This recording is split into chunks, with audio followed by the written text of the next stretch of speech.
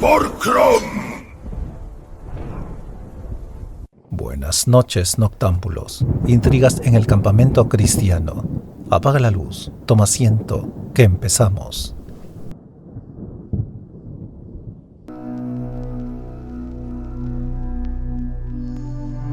El talismán, de Walter Scott.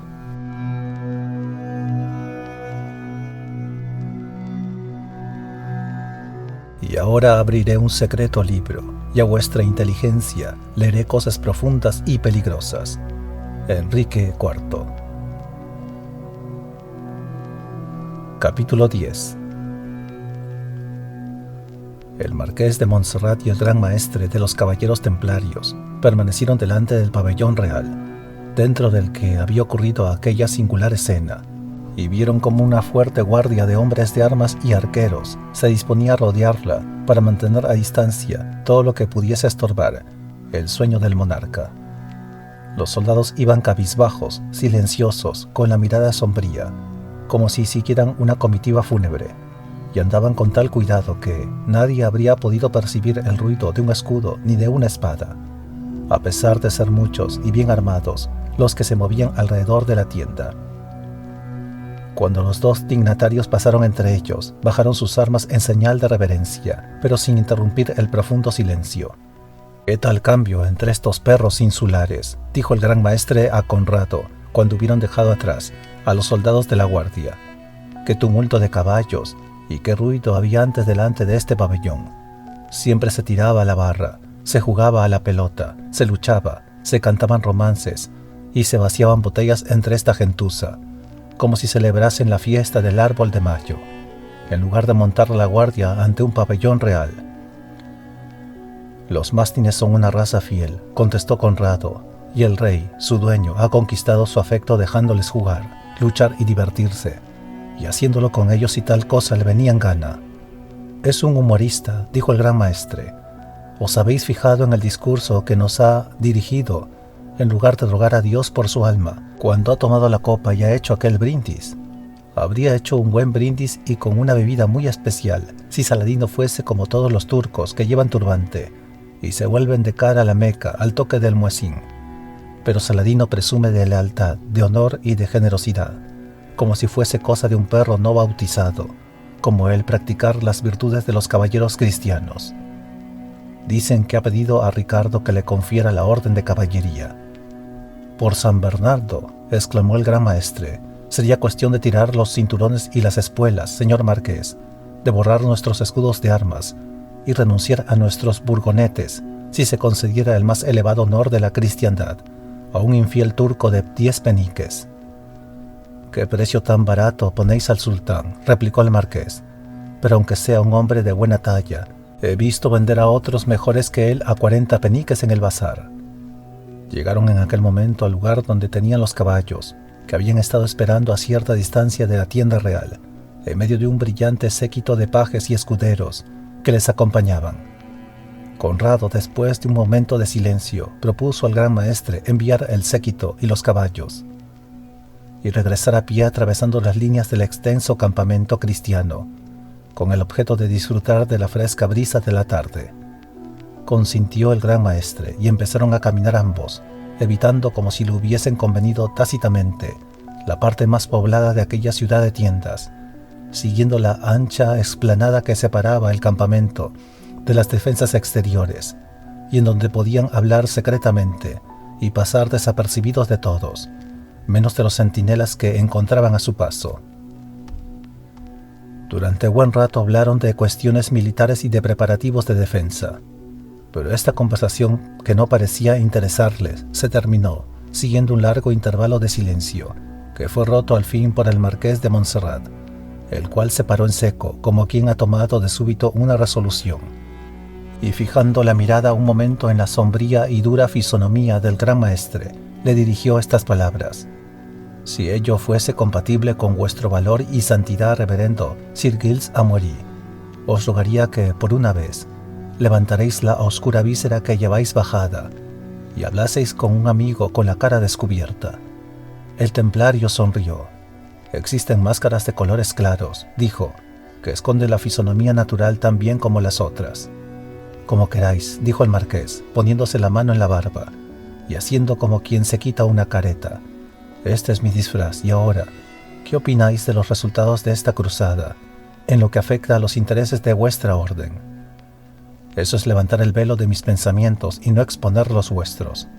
Pero os contestaré con una parábola que me explicó un santón del desierto. Un labriego pidió al cielo que lloviera y murmuraba porque el agua no le era enviada, según su conveniencia. Para castigar su impaciencia, Alá, dijo el santón, envió al Éufrates sobre sus tierras, y el río arrastró al labriego y las haciendas para que quedase completamente satisfecho de sus deseos. Esa parábola es una gran verdad, dijo el marqués. Ojalá el océano hubiese tragado las 19 partes de los armamentos de estos príncipes occidentales. El resto habría servido mejor los proyectos de los nobles cristianos de Palestina, lamentables reliquias del reino latino de Jerusalén. Abandonados a nuestras propias fuerzas, habríamos podido capear el temporal o a ayudarnos moderadamente con tropas y dinero. Habríamos obligado a Saladino a respetar nuestro valor, concediéndonos paz y protección en condiciones más tolerables.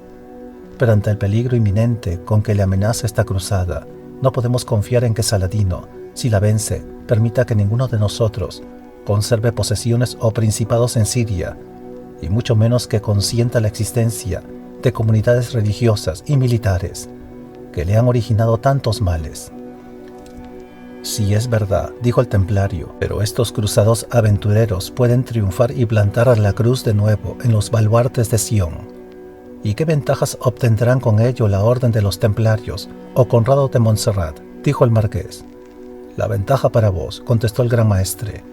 Podría ser que Conrado de Montserrat se convirtiera en rey de Jerusalén. Eso parece una gran cosa, dijo el marqués, pero suena a hueco. Ya obró cuerdamente Godofredo de Bouillon al escoger la corona de espinas por emblema. Os confieso, gran maestre, que he adquirido cierta afición a las formas de gobierno orientales. Una monarquía debe consistir pura y simplemente en rey y súbditos y nada más. Esta es la primitiva y sencilla estructura, un pastor y su rebaño. Toda esa cadena inferior de dependencias feudales es artificiosa y sofisticada. Yo preferiría mucho más tener con mano firme el cetro en mi pobre marquesado y manejarlo a mi gusto, a tener el cetro de monarca encadenado y doblegado a la voluntad de todos los varones feudales que poseyesen dominios sujetos a la ley de Jerusalén. Un rey debe tener libertad para ir a donde quiera, gran maestre, y no ser contenido en el camino, aquí por un foso, allá por una cerca, más allá por un privilegio que un varón feudal, armado de pies a cabeza, se dispone a mantener con la espada en la mano. En una palabra, sé muy bien que los derechos de Guido de Lusignan al trono serán preferidos a los míos, si Ricardo se restablece y si tiene que intervenir en la elección. Basta, dijo el gran maestre, me habéis convencido con vuestra sinceridad. Puede haber otros que tengan la misma opinión, pero pocos como Conrado de Montserrat, que se atrevan a confesar francamente que son contrarios al restablecimiento del reino de Jerusalén y que prefieren continuar siendo dueños de una parte de sus restos, como los bárbaros insulares que en lugar de trabajar en el salvamento de un buque que está a punto de perderse en el temporal, prefieren esperar a que naufrague para enriquecerse con los despojos. «No descubriréis mi pensamiento», dijo Conrado, mirándole fijamente y con desconfianza. «Tened por cierto que la lengua no me pondrá jamás en peligro, y que mi mano sabrá salir en defensa de una y otra. Acusadme, si queréis, que estoy dispuesto a defenderme en combate contra el templario más valeroso que jamás haya tomado la lanza». «Os desbocáis muy rápidamente a pesar de ser tan buen corcel», contestó el gran maestre. «Ocurra lo que ocurra, os prometo por el sagrado templo que nuestra orden ha jurado defender, que guardaré el secreto como un buen compañero».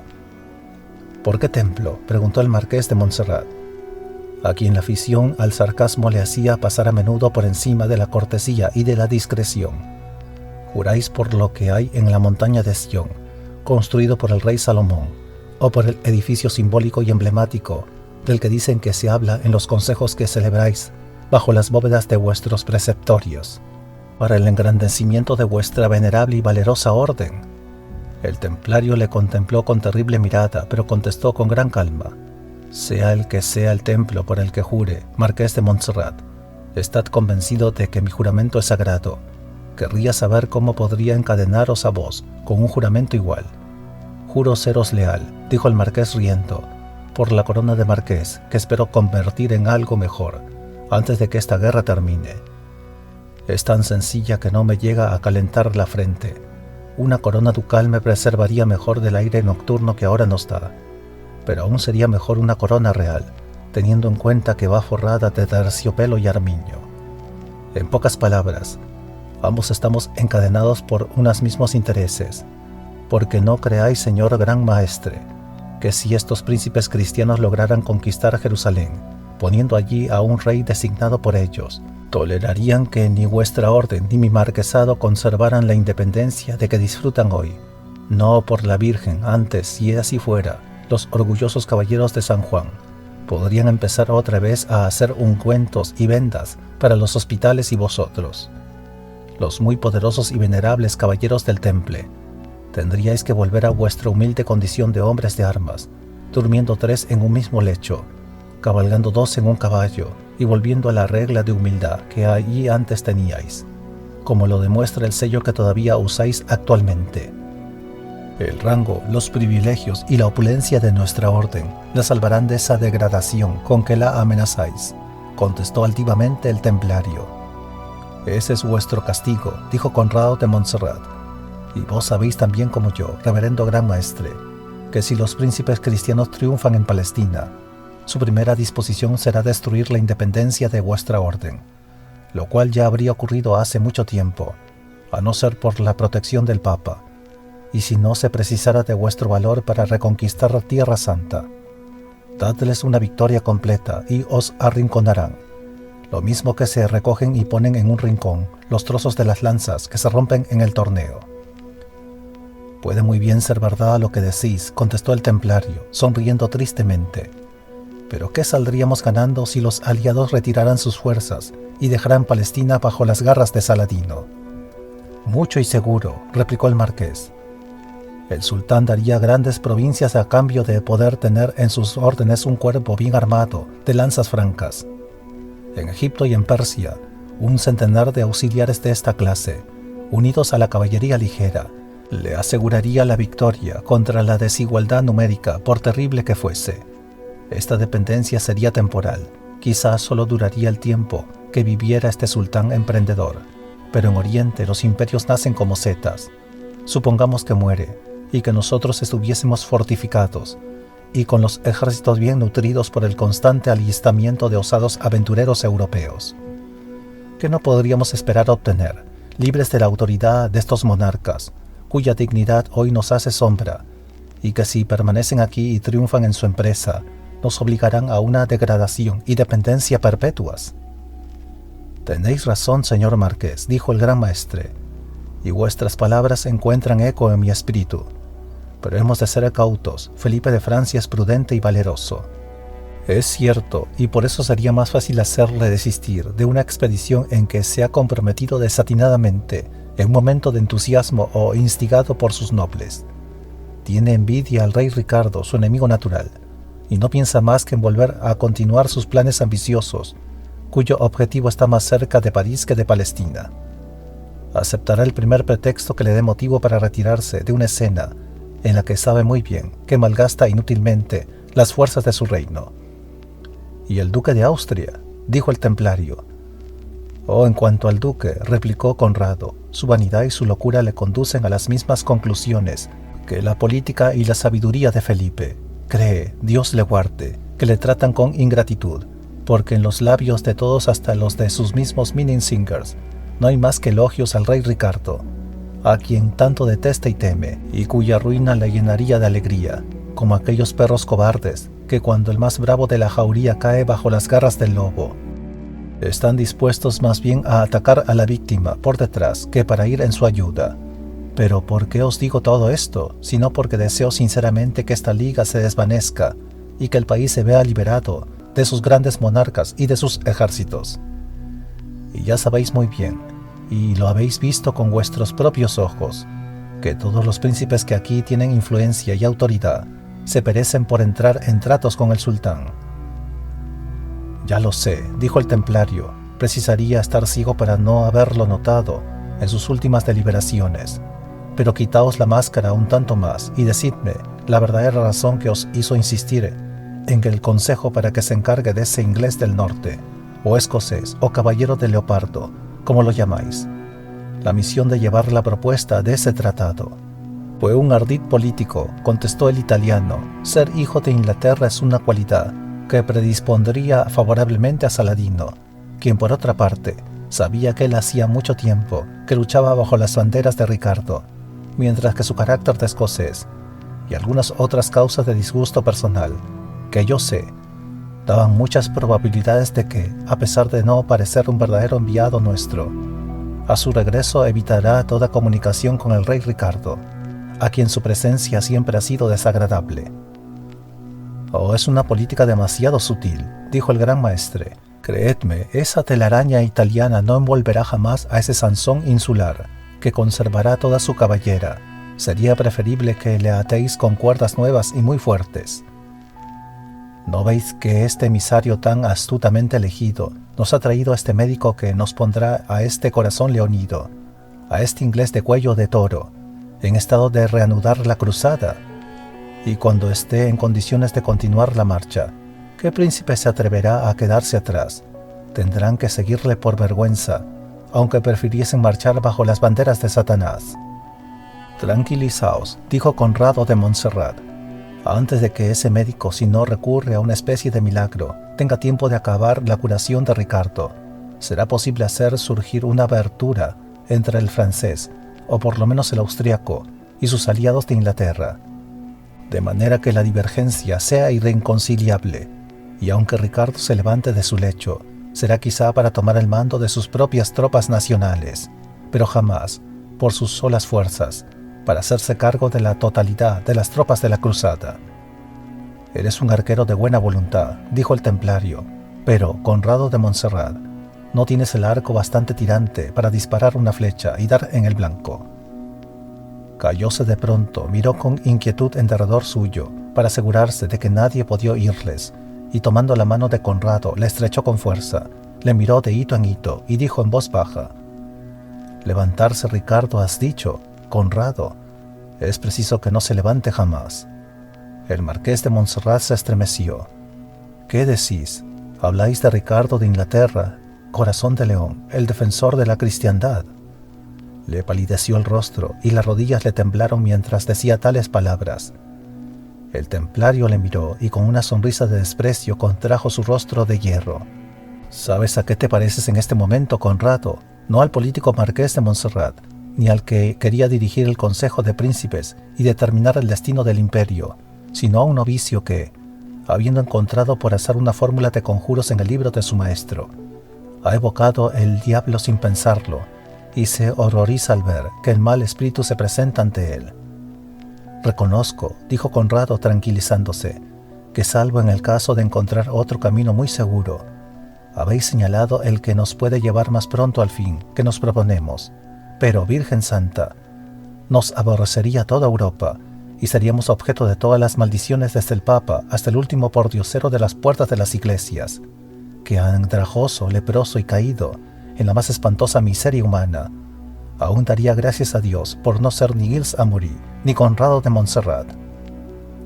«Si lo tomas así», dijo el gran maestre, con la serenidad que había conservado durante la totalidad de este notable diálogo, «hagamos como si no hubiese pasado nada entre nosotros, como si hubiésemos hablado dormidos, y como si ahora que nos hemos despertado la visión se hubiera desvanecido. Jamás se apartará de mí», contestó Conrado. «Es verdad que las visiones de coronas ducales o de reales diademas se agarran, generalmente, al lugar que ocupan en la imaginación», dijo el gran maestre. «Está bien», contestó Conrado, «pero antes dejadme sembrar la cizaña entre Austria e Inglaterra». Se separaron. Conrado permaneció de pie en el mismo lugar, mirando la ondeante capa blanca del templario, quien se alejaba lentamente, y al fin desapareció entre las rápidas tinieblas de la noche oriental. Altivo, ambicioso, político y poco escrupuloso, el marqués de Montserrat no era cruel por naturaleza. Era un voluptuoso y un epicúreo, y como muchos de su carácter, a pesar de su egoísmo, no le gustaba causar daños graves ni presenciar actos de crueldad. En general, también conservaba un sentimiento de respeto para su propia fama, que algunas veces sustituía la falta de aquellos principios más elevados que constituyen la base y el punto de apoyo de una reputación. Verdaderamente he evocado al diablo con una venganza, dijo con la vista fija en el punto por donde se había desvanecido la última elegante ondulación del manto templario. ¿Quién habría pensado nunca que este severo y ascético gran maestre, cuya suerte o desgracia está mezclada a la de su orden, sería capaz para engrandecer a esta, de ir más lejos de lo que yo estoy dispuesto a ir por mi interés personal? Ciertamente mi propósito era hacer fracasar esta salvaje cruzada, pero jamás me habría atrevido a imaginar el expeditivo proceso que este poco escrupuloso monje se ha atrevido a sugerirme. Claro que es el más seguro, quizá el menos peligroso. Tales eran las irreflexiones del marqués, cuando su soliloquio fue interrumpido por una voz cercana que, en el enfático tono de un heraldo, decía: «Recordad al Santo Sepulcro». Esta exhortación es repetida como un eco en cada puesto de guardia, porque tal era la misión de los centinelas, a fin de que el ejército de los cruzados no olvidara ni un momento el motivo por el cual habían tomado las armas. A pesar de que Conrado estaba familiarizado con esta costumbre y había oído tal exhortación en otras muchas ocasiones sin darle importancia alguna, en aquel momento coincidía tan poco con sus pensamientos que le pareció un aviso de Dios, que le advertía contra la iniquidad de lo que él forjaba en su corazón. Miró en derredor suyo ansiosamente, lo mismo que el patriarca de la antigüedad, aunque en circunstancias diferentes, como si hubiese esperado ver algún cordero prendido entre las zarzas de un bosque, alguna sustitución para el sacrificio que le supondría ofrecer su compañero, no al Ser Supremo, sino al Moloch, en su propia ambición. Levantó la vista y vio los amplios pliegues del estandarte real de Inglaterra, agitado fuertemente por la brisa nocturna. Se elevaba en un promontorio artificial, situado casi en el centro del campamento, que quizá algún antiguo jefe hebreo o algún guerrero había escogido para su lugar de descanso eterno. Si tal era, su nombre se había olvidado y los cruzados lo bautizaron con el nombre de Monte de San Jorge. Desde aquella colina que dominaba el campamento, la bandera de Inglaterra ondeaba como un emblema de soberanía sobre todas las demás insignias nobles y hasta reales, izadas en lugares inferiores. Un espíritu tan vivo como el de Conrado se impresiona con una fugaz visión de las cosas. Una simple mirada a la bandera pareció disipar todas las vacilaciones. Se dirigió a su tienda con el paso rápido y decidido del hombre que acaba de adoptar un plan y que está resuelto a ponerlo en práctica, y hizo retirar a todos los sirvientes de su casi principesco séquito que le esperaban, y cuando se acostó pensó en la nueva solución que había imaginado, y se dijo que era preciso probar los procedimientos más suaves, antes de recurrir a medios desesperados. «Mañana», dijo, «me sentaré a la mesa del de Austria. Veré qué puede hacerse para el éxito de nuestros proyectos, antes de seguir las negras sugerencias de ese templario».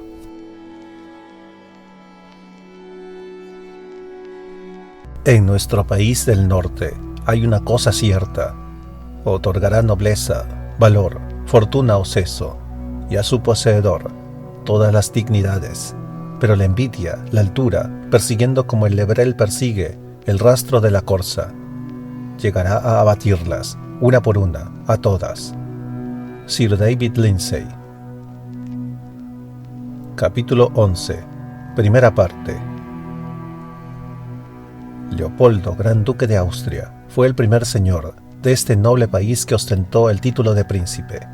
Fue elevado a la dignidad ducal del Imperio Alemán por ser pariente cercano del emperador Enrique el Severo, y gobernaba las mejores provincias que riega el Danubio.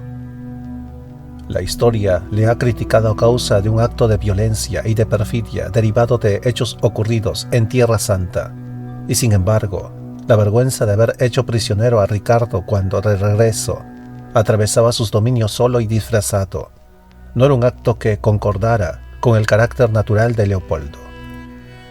Era más bien un príncipe fatuo y débil que ambicioso y cruel. Sus facultades mentales se parecían mucho a las cualidades de su persona. Era alto de estatura, fuerte y agradable de aspecto. En su rostro contrastaba extrañamente el rojo y el blanco, y tenía una larga cabellera rubia. Pero en su andar había algo desagradable que parecía indicar que su corpulencia no estaba animada por la energía suficiente para poner en movimiento una masa como aquella. Asimismo, a pesar de llevar los más ricos vestidos, siempre parecía que no habían sido hechos para él. Como príncipe se mostraba poco familiarizado con su propia dignidad, y por el afán de adoptar un aspecto digno cuando la ocasión lo requería, muy a menudo se creía obligado a recobrar con actos y manifestaciones de inoportuna violencia la situación que habría podido mantener fácilmente y con gracia, si hubiese tenido algo más que presencia de espíritu al empezar la controversia. No solo eran los demás los que veían estos defectos, sino que el propio archiduque no podía sustraerse muchas veces al convencimiento de que no era hombre para mantener y hacer respetar la dignidad que había llegado, y a ello se añadía la firme y en muchos momentos justificada sospecha de que los demás tenían la misma opinión respecto a él.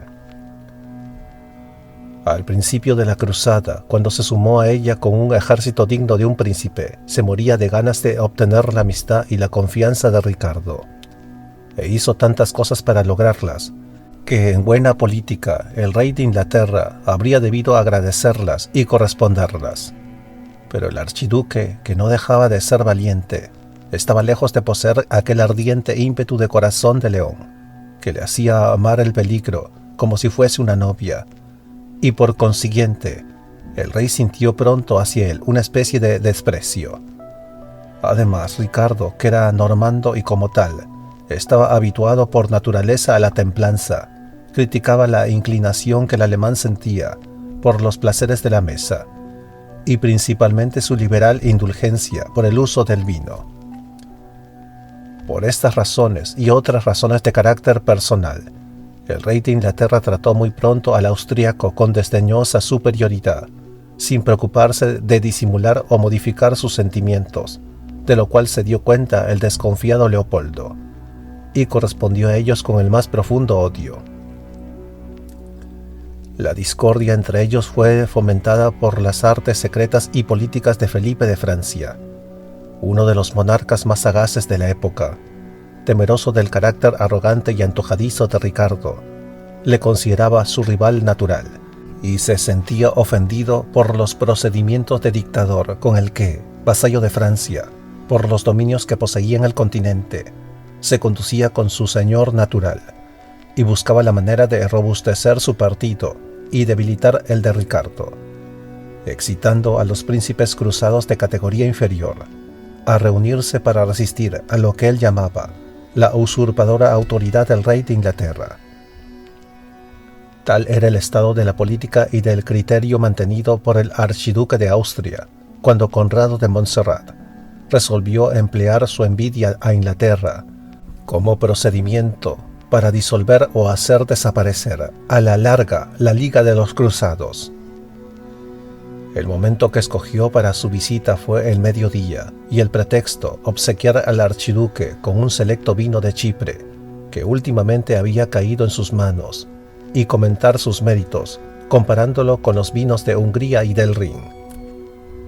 Un obsequio de esta clase fue correspondido, por supuesto, con una amable invitación del archiduque a una comida, en la que no se ahorró nada para que fuese digna del esplendor que corresponde a un príncipe soberano.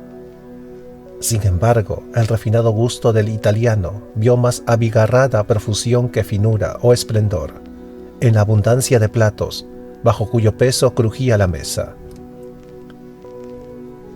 Los alemanes, si bien poseían el carácter franco y marcial de sus antepasados, que sojuzgaron el Imperio Romano, habían conservado un deje muy acentuado de su barbarie.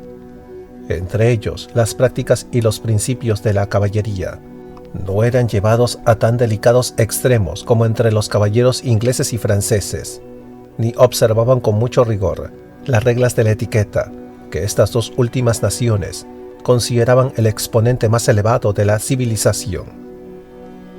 Sentado a la mesa del archiduque, Conrado quedó ensordecido y a la vez muy divertido por el tumulto de los ruidos teutónicos que asaltaban sus oídos desde todos los rincones, a pesar de la solemnidad que debía presidir un banquete principesco. Los trajes parecían igualmente fantásticos. Muchos de los nobles austriacos conservaban las largas barbas y casi todos llevaban cortos jubones de diferentes colores, con cortes floreados y listas de colores, como no se estilaba en el occidente de Europa. Muchos criados, jóvenes y viejos, permanecían en el interior de la tienda, se mezclaban alguna vez en la conversación y recibían de sus dueños restos de manjares que devoraban de pie detrás de los comensales. Había allí un extraordinario número de juglares, enanos y trovadores, que armaban más ruido y se permitían más licencias de las que se habría tolerado en una sociedad más ceremoniosa. Como se les permitía beber cuando querían, y el vino era muy abundante, el tumulto que entre todos armaban era verdaderamente excesivo. Entre esta escena tan pintoresca y en medio de los gritos y de una confusión más propia de una taberna alemana, en tiempos de feria, que de una tienda de un príncipe soberano, el archiduque era servido con una minuciosidad de formalidades y de ceremonial, que demostraba el afán que tenía de mantener con todo rigor la dignidad y el carácter que le había dado su elevación al alto lugar que ocupaba. Le servían rodilla en tierra y solo pajes de sangre noble, comía en platos de plata y bebía su Tokay y vino del Rin en copas de oro. Su manto ducal estaba espléndidamente adornado de armiño. El valor de su corona igualaba al de cualquier rey, y sus pies calzados con zapatos de terciopelo, cuya longitud, incluyendo la puntera, debía ser de 2 pies. Destacaban sobre un escabel de plata maciza, pero lo que de cierta manera revelaba el carácter de aquel hombre era que, a pesar de querer manifestarse amable con el marqués de Montserrat, a quien había hecho sentar deferentemente a su derecha, concedía muchas más atenciones a su Sprungspricher, que estaba de pie detrás del hombro derecho del duque. Este personaje iba ricamente vestido con un manto y un jubón de terciopelo negro, guarnecido este último con diferentes monedas de oro y de plata, cosidas allí en recuerdo de la munificencia de los príncipes que se les habían regalado. Llevaba también una varilla, de la que colgaban algunos anillos que hacían entrechocar para llamar la atención, cuando iba a decir alguna sentencia que él creía digna de ser escuchada. El cargo que este personaje ocupaba en la casa del archiduque se podía situar entre el de trovador y consejero. Sucesivamente actuaba de adulador, de poeta y de orador, y las personas que deseaban obtener la amistad del duque generalmente buscaban la manera de atraerse la buena voluntad del Sprungspricher. Para evitar que la excesiva manifestación de la sabiduría de este personaje llegara a fatigar, detrás del otro hombro del duque, había su Hofnarr, o juglar de corte, llamado Jonas Schwenker, que casi armaba tanto ruido con las campanillas de su gorro y su parlería como el orador con su ruidosa varilla. Estos 2 personajes alternaban sus dichos serios o cómicos, mientras su dueño, riendo o aplaudiendo, examinaba con atención el rostro de su huésped, para descubrir qué impresión causaba en tan cumplido caballero aquella ostentación de la elocuencia y del ingenio austriacos. Sería muy difícil decir cuál de los 2, si el campeón de la sabiduría o el de la locura, contribuía más a la diversión de los reunidos, o gozaba de la parte principal en favor de su dueño. Pero las tonterías que decían uno y otro parecían ser recibidas excelentemente. Alguna vez disputaban por el uso de la palabra y agitaban sus instrumentos para ver quién de ellos hacía más ruido, pero en general parecían estar bien avenidos y tan acostumbrados a soportar cada uno las pullas del otro, que el Sprungspricher muchas veces condescendía a glosar alguna del juglar, para hacerla más asequible a la capacidad del auditorio, de manera que su ciencia servía para comentar una locura del juglar. Otras veces, en compensación, el Hofnarr decía algún chiste agudo al terminar algún enfadoso discurso del orador, Cualquiera que fuesen sus sentimientos, Conrado tuvo especial cuidado en que su rostro no expresara otra cosa que una gran satisfacción por lo que oía, y sonreía o aplaudía aparentando el mismo entusiasmo que el archiduque para la solemne locura del Sprung-Spricher o el ingenio indescifrable del juglar. En efecto, observó atentamente esperando que uno u otro intercalasen algún dicho favorable a las intenciones que ocupaban en absoluto su pensamiento. No transcurrió mucho rato cuando el juglar se metió con el rey de Inglaterra. El juglar se había acostumbrado a tomar a Ricardito de la Retama, epíteto irrespetuoso con que sustituía el nombre de Ricardo Plantagenet, por tema de divertidas e inagotables bromas. Sin embargo, el orador callaba y solo a demanda de Conrado explicó que la ginesta o retama era un emblema de humildad y que sería conveniente a los que la llevan recordar la advertencia. La alusión a la ilustre divisa de los Plantagenet se había hecho suficientemente manifiesta y Jonas Schwanker observó que aquellos que se habían humillado habían sido exaltados con una venganza. «Honrad a aquellas personas a quien se debe honor», contestó el marqués de Montserrat. «Todos hemos tenido alguna parte en estas marchas y batallas, y hasta parece que los demás príncipes podrían reclamar una pequeña parte de la fama que los trovadores y la singers atribuyen exclusivamente a Ricardo de Inglaterra. No hay aquí nadie de la gaya ciencia que posea un canto en honor del Real Archiduque de Austria, nuestro principesco huésped». 3 trovadores hicieron oír simultáneamente su voz, acompañándose con el arpa. El Sprung-Spricher, que parecía actuar como maestro de ceremonias, hizo callar a 2 de ellos, no sin algunas dificultades, procurando obtener silencio para el poeta preferido, el cual cantó en alto alemán unas estrofas que pueden ser traducidas de la siguiente forma: «Pres al valiente caudillo, que de las cruzadas huestes, por la senda de la gloria, los pasos dirige y mueve». Aquí el orador, agitando su varilla, interrumpió al trovador para explicar a los comensales lo que no debían haber entendido lo suficiente de esta descripción, es decir, que su real anfitrión era el caudillo, y entonces, llenando los vasos, bebieron todos y prorrumpiendo en aclamaciones: «Hoch lebe der Herzog Leopold», porque del Austria se encumbran las glorias y las banderas, porque el águila atrevida sobre los montes se eleva. «El águila», dijo el glosador de dichos obscuros, «es la divisa del escudo de nuestro noble señor el archiduque, quiero decir, de su real gracia, y el águila se eleva más alto y más cerca del sol que ninguna otra ave». «Pero el león ha pasado delante del águila», dijo Conrado con tono indiferente. El archiduque se sonrojó y fijó su vista en él, mientras el Sprung-Spricher contestaba, después de meditar un minuto: «El señor marqués me perdone, un león no puede volar por encima de un águila, porque no tiene alas». «Salvo el león de San Marcos», dijo el juglar.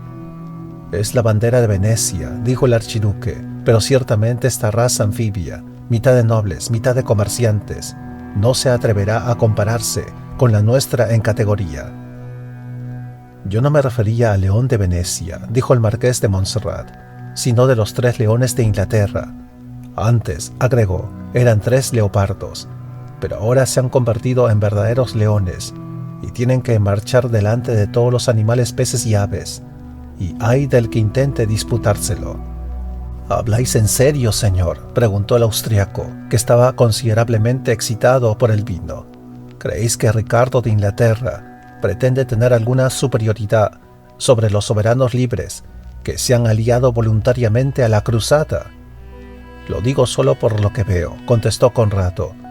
«Allí está su bandera desplegada en el centro de nuestro campamento, como si él fuese rey y generalísimo de la totalidad del ejército cristiano. Y lo toleráis tan pacientemente y lo comentáis con tanta frialdad». «Oh señor», contestó Conrado, «no es precisamente al pobre marqués de Montserrat a quien corresponde reclamar contra una injuria a la que se someten pacientemente príncipes tan poderosos como Felipe de Francia y Leopoldo de Austria. El deshonor que vosotros os dignáis tolerar no puede ser una ignominia para mí, Leopoldo apretó el puño y descargó un violento golpe sobre la mesa. «Ya lo dije a Felipe», exclamó. «Muchas veces le he recordado que tenemos el derecho de proteger a los príncipes inferiores contra la usurpación de este insular. Pero siempre me ha contestado con frialdad, recordándome las relaciones de soberano o vasallo que existe entre ambos, recalcando que sería antipolítico, por su parte, provocar una ruptura en este momento». «El mundo conoce la prudencia de Felipe», dijo Conrado, «y creerá que su sumisión es cosa de política. De la vuestra, señor, solo vos podéis dar cuenta, pero no dudo que tenéis poderosas razones para someteros al dominio inglés». «¿Someterme yo?», dijo Leopoldo, indignado. «Yo, archiduque de Austria, un miembro tan importante y vital del Sacro Romano Imperio. Someterme a ese rey de media isla, a ese nieto de un bastardo normando. No, por Dios. El campamento y toda la cristiandad verán cómo se hacer valer mis derechos, y si retrocedo una pulgada ante ese mastín inglés. Levantaos, señores y buenos compañeros. Levantaos y seguidme. Nosotros pondremos sin perder un instante el águila de Austria en un lugar donde flotará tan alta como jamás haya flotado la bandera de ningún rey o kaiser».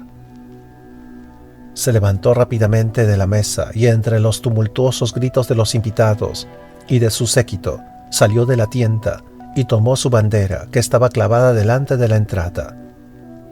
«Señor», observó Conrado haciendo como quien quiere apaciguar los ánimos, «¿nos parece que no cuadra a vuestra prudencia provocar una alarma en el campamento en estos momentos? Y que quizás sería preferible que os sometierais a la usurpación de Inglaterra unos días más que...». «Ni una hora ni un minuto más», vociferó el duque, y con la bandera en la mano, y seguido del griterío de sus comensales y de los miembros de su séquito, marchó rápidamente a la colina central, en cuya cumbre ondeaba la bandera inglesa, y cogió el asta de esta, como si fuera a arrancarla. «Señor, mi querido señor», dijo Jonas Schwanker, tendiendo sus brazos hacia el duque, «id con cuidado, porque los leones tienen dientes». «Y las águilas tienen garras», dijo el duque, sin retirar la mano del asta de la bandera, pero sin decidirse a arrancarla. El hombre de las sentencias, que a pesar de su oficio tenía intervalos de buen sentido, agitó vivamente su varilla, y Leopoldo, obedeciendo a la costumbre, volvió la cabeza hacia su consejero. «El águila es rey entre las fieras del aire», dijo el Sprungspricker, «lo mismo que el león es rey entre los animales de la tierra, y ambos tienen dominios separados tan distintamente como Inglaterra y Alemania. Tú, noble águila, no ofendas al león real y deja que ambas banderas ondeen una al lado de otra». Leopoldo retiró la mano del asta y con la mirada buscó a Conrado de Montserrat, pero no le vio en parte alguna, porque tan pronto como vio que su proyecto daba buen resultado, se alejó de la comitiva, no sin antes manifestar delante de muchos espectadores neutrales que le disgustaba que Leopoldo hubiese escogido el momento de levantarse de la mesa para vengar una injuria de la que él creía que tenía razón de quejarse. Al no ver a su huésped, a quien habría querido particularmente hablar, el archiduque dijo en voz alta que, no queriendo provocar la discordia entre el ejército de la Cruz, se conformaba con reivindicar sus privilegios y el derecho que tenía a mantenerse al mismo nivel que el rey de Inglaterra, por lo que no izaba, como habría podido hacer, la bandera que había heredado de sus antepasados, los emperadores, por encima de un simple descendiente de los condes de Anjou, y entre tanto ordenó que trajeran un tonel de vino y que lo abrieran allí mismo para obsequiar a los circunstantes, los cuales, a son de tambores y música, empezaron a beber con gran entusiasmo alrededor de la bandera de Austria. Esta tumultuosa escena produjo gran revuelo y la alarma se propagó a todo el campamento. Había llegado la hora crítica en que el médico, según las normas de su arte, había predicho que su real enfermo podría ser despertado sin peligro. A este efecto le aplicó la esponja y el médico no hubo de hacer muchas observaciones antes de asegurar al barón de Gisland que la fiebre había desaparecido en absoluto y que la constitución del rey era tan robusta que no habría necesidad, como en muchos casos, de administrarle una segunda dosis de la enérgica medicina. El propio Ricardo parecía ser de la misma opinión, puesto que, sentándose en la cama y restregándose los ojos, preguntó a The Box qué cantidad había en aquel momento en las arcas reales. El varón reflexionó un momento, pero no le pudo informar exactamente sobre el total. «Lo mismo da», dijo Ricardo, «sea grande o pequeña, dásela toda a este sabio médico que creo que acaba de restituirme al servicio de la cruzada. Si no llega a 1000 bisantes, haz el completo con joyas». «Yo no vendo la ciencia con que me ha favorecido Alá», contestó el médico árabe, «y has de saber, gran príncipe, que la divina medicina que has tomado perdería toda su virtud en mis manos si yo la vendiera por oro o diamantes». «Un médico que rechaza la paga», pensó The Box. «Eso aún es más extraordinario que su edad de 100 años. «Tomás de Box», dijo Ricardo, «tú no conoces otro valor que el de la espada, ni otras bondades ni virtudes que las de la caballería. Yo te digo que este moro, con su independencia, podría construir un ejemplo para los que se consideran como la flor de la caballería». «Es una recompensa demasiado elevada para mí», dijo el médico cruzando sus brazos sobre el pecho y manteniéndose en una actitud que demostraba tanto respeto como dignidad. «Que un rey como Melech Rika hable de esta manera de su servidor. Pero permitidme que os ruegue que os volváis a tender en la cama, porque si bien es cierto que no es preciso administraros una segunda dosis de esta divina medicina, podría seros peligroso exponeros a cualquier fatiga antes de que estuvieses enteramente restablecido». «Debo obedecerte, Hakim», dijo el rey, «pero créeme, mi pecho se siente tan libre del fuego devorador, que hacía tantos días que le consumía, que nada me importaría exponerlo ahora mismo a la lanza de cualquier valiente. Mas oíd, ¿qué son esos gritos y esa música que se oye en el campamento? Tomás de Box, ve y mira qué ocurre». Después de unos minutos de ausencia, regresó de Box diciendo: «Es el archiduque de Austria que se pasea por el campamento con un grupo de compañeros de bebida». «¡Qué loco borracho!», exclamó el rey Ricardo. «No puede esconder su brutal embriaguez dentro de su tienda y abstenerse de pasear su vergüenza ante toda la cristiandad. ¿Qué hay de nuevo, señor marqués?», agregó dirigiéndose a Conrado de Montserrat, que en aquel momento entraba en la tienda. «Mucho, honorable príncipe», contestó el marqués, «que es un gran placer para mí ver a vuestra majestad en tan buen estado y casi restablecido del todo. Y creed que este es un discurso muy largo para quien acaba de dejar la mesa del archiduque de Austria». «¿Cómo? ¿Has comido con ese pellejo de vino alemán?», dijo el monarca. «¿Y qué nueva extravagancia ha encontrado que le haga armar ese alboroto? A decir verdad, Sir Conrado, te he considerado siempre tan amigo de fiestas que me maravilla que hayas dejado la partida». De Box, que estaba casi detrás del rey, se esforzó para dar a entender al marqués, con señas y miradas, que no dijera ni una palabra a Ricardo de lo que ocurría en el campamento, pero Conrado no lo entendió o no quiso entenderlo. «Lo que hace cualquier archiduque no tiene importancia alguna», dijo, «y para él menos que para nadie, porque seguro que no sabe dónde tiene la cabeza. Pero sí he de decir la verdad, se entretiene con una diversión en la que no me gusta participar, desde el momento que se trata de quitar la bandera de Inglaterra, encumbrada en la colina de San Jorge, que está en el centro del campamento, para poner la suya». Fin de la primera parte. Ahora puedes ser miembro del canal. Muchas gracias. Si el video te gustó, por favor dale me gusta y suscríbete. Eso me ayudaría muchísimo.